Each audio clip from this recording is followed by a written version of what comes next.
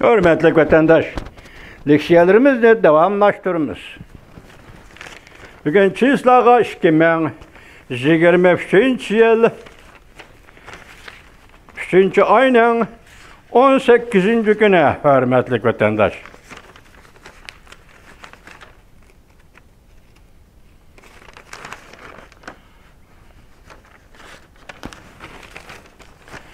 Endiki mavzumunda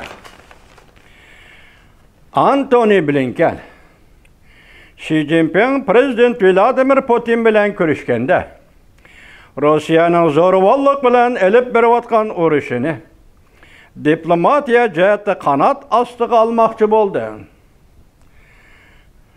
Urush to'xtatish agar Ukrainanın zemin territoriyasi hürmetke sazovor bo'lmaydi ekan, urush to'xtatish tashabbusida agar Ukrainanın zemin territoriyasi hürmetke sazovor bo'lmaydi ekan, urush to'xtatish vaqtni cho'zish taktikasi yoki Ukrainani bo'ysundirishga yo'l qo'yishga barobardir deb ko'rsatdi mavzuli xabar 3-ayning 21 kuni Amerika ovozining Xitoy til programmasi e'lon qilindi. Xabar bunday boshlandi.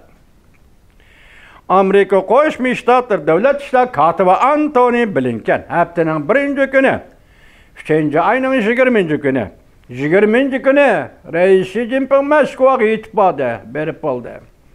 20 kuni Jungoning Rais Xi Jinping Rossiyani ziyorat qilib, Rossiya prezidenti Vladimir Putin ve Rossiyada o'tkazilgan urush zo'ravonligini qanot ostiga oldi.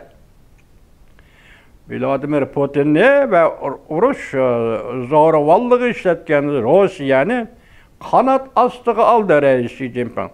Davlat ishlar kotibi Antony Blinken Jungoning Rossiya Ukraina urushini to'xtatish to'g'risidagi murojaatlardan gumon qiladiganligini bildirdi.